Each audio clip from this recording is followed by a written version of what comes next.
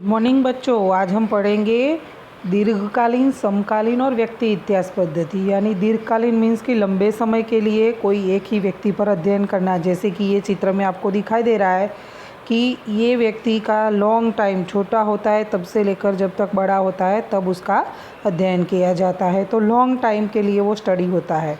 उस तरीके से दूसरा है समकालीन। समकालीन मीन्स कि समय कम होता है और इतना समय लॉन्ग टाइम तक वो व्यक्ति का अध्ययन नहीं कर सकता है। तो सामने उसके अपोजिट है कि एक ही उम्र के, एक साथ अलग अलग उम्र के, मानो कि फॉर एग्ज़ाम्पल यहाँ आपको दिया है कि 20 से 35 उम्र के, फिर 36 से 50 उम्र के और 51 से 65 साल की उम्र के लोगों को एक साथ अध्ययन किया जाता है। तो ये समय कम होता है, उसकी वजह से ये इस तरह से अलग अलग व्यक्तियों पर यहाँ दर्शाया है कि स्ट्रेस लेवल जानने के लिए 18 में, तो ये जो लोग हैं उनको गाइडेंस 10th 9th 11th के जो है पेरेंट्स हो और बच्चे हैं उनको स्ट्रेस लेवल उनका जानने के लिए कितना स्ट्रेस है, तो वो अलग अलग वो जानने के लिए अलग अलग ग्रुप्स में उनका अध्ययन किया जाता है। तो ये आपको दोनों यहाँ आपको चित्र में दिख रहा है कि एक साथ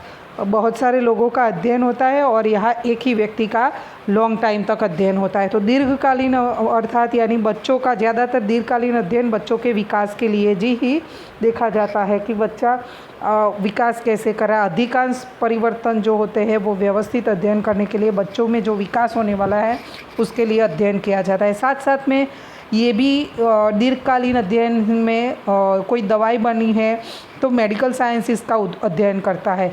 किसी की कोई टीका बना है तो रोग प्रतिकारक शक्ति टीके बनाने को लंबे समय तक उसका प्रभाव जांचना हो तो एक ही व्यक्ति पर अमुक समय तक वो अध्ययन करना होता है। आप अभी सुनते होंगे कि कोरोना में इतना वैक्सीन बनाने के लिए इतना टाइम लगेगा।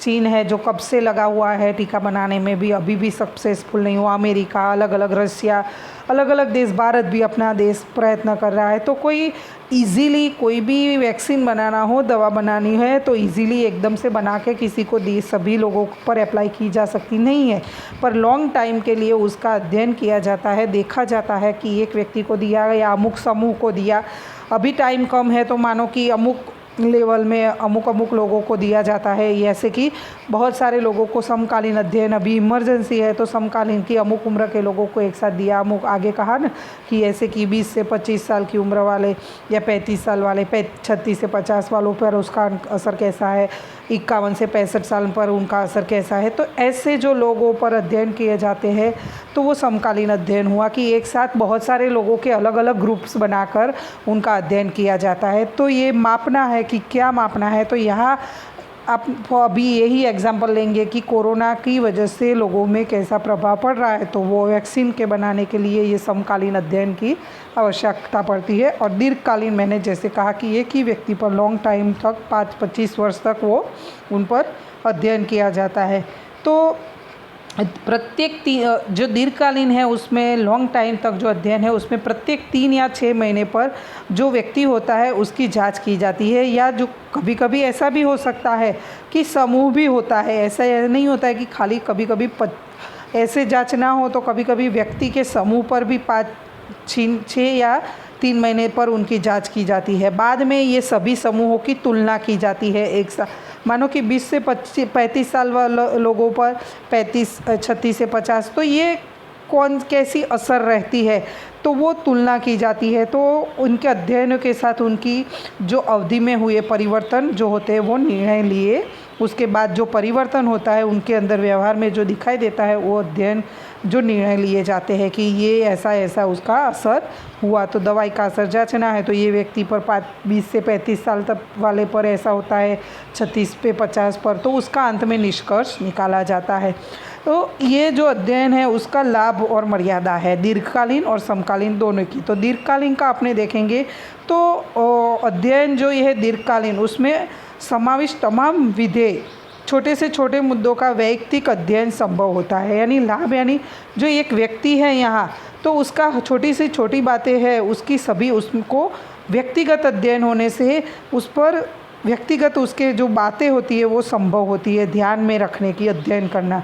तो ये अध्ययन जाति, उम्र, भौगोलिक विस्तार के अनुसार दीर्घकालीन अध्ययन करके तुलनात्मक अध्ययन किया जा सकता है। यानी ये व्यक्तिगत अध्ययन करने के बाद क्या किया जाता है कि मानो कि एक ही जाति के, एक ही उम्र के, जो मानो कि ये बच्चा है तो ये उम्र में ऐसा होता है, तो तुलना की जाती है एक दूसरे के साथ। उस तरह से उसकी मर्यादा भी है कि अत्यंत लंबे समय तक चलने वाले ऐसे निरीक्षण जो होते हैं, तो कभी कभी क्या होता है कि लोगों का सहयोग भी मिलना असंभव हो जाता है कि लॉन्ग टाइम तक व्यक्ति एक ही होता है, वो सहयोग दे सकता नहीं है, वह कभी कभी कंटाल जाता है, तो अच्छे से उसका उबाऊ हो जाता है, वो उसको रिस्पॉन्स मिलता नहीं है। उसमें अत्यंत लंबा होने से समय, शक्ति, धन और धैर्य, जो अध्ययन करने वाला व्यक्ति है, निरीक्षण करने जो अध्ययन करता है, वो उसको धैर्य रखना पड़ता है, उसके धन, उसका जो शक्ति है, समय आदि का खर्च होता है। छोटा समुदाय पर अध्ययन करने से विश्वसनीयता संदेह हो जाती है। यानी छोटा समूह है तो वो विश्वसनीयता उसमें कम हो जाती है और लंबे समय के बाद ही उसको निष्कर्ष पर पहुंचा जाता है।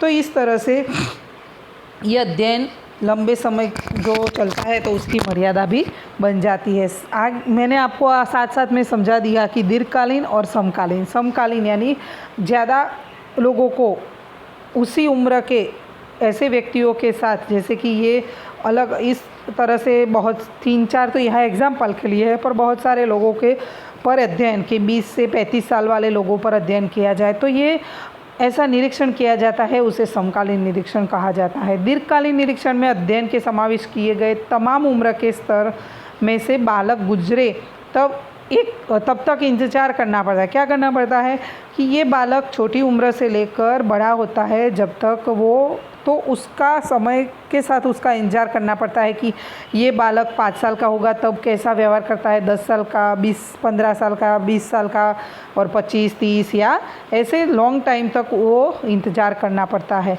तो जबकि समकालीन अध्ययन में क्या होता है कि इस पद्धति के द्वारा एक ही समय में विकास के विविध क्रमों को तुलनात्मक अध्ययन करके निष्कर्ष पहुँचा जाता है।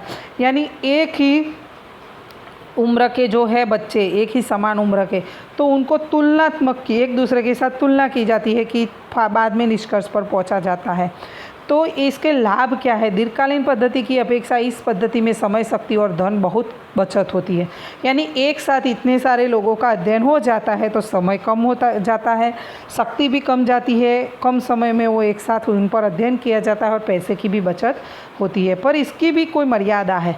तो इसमें एक ही बालक या व्यक्ति में अलग अलग उम्र पर होने वाले विविध परिवर्तनों का अध्ययन नहीं होता है। यानी कि इसकी मर्यादा क्या है कि बालक या व्यक्ति के अलग अलग उम्र पर जो होते हैं वो एक ही व्यक्ति का, मानो कि ये व्यक्ति एक ही है तो उसकी अलग अलग उम्र में कौन सी उसके परिवर्तन होते हैं वो यहाँ पता चलता नहीं है। तो बच्चों, आज के लिए आपको ये इतना बहुत है। बाकी का व्यक्ति इतिहास पद्धति आगे के वीडियो में आपको समझाऊंगी।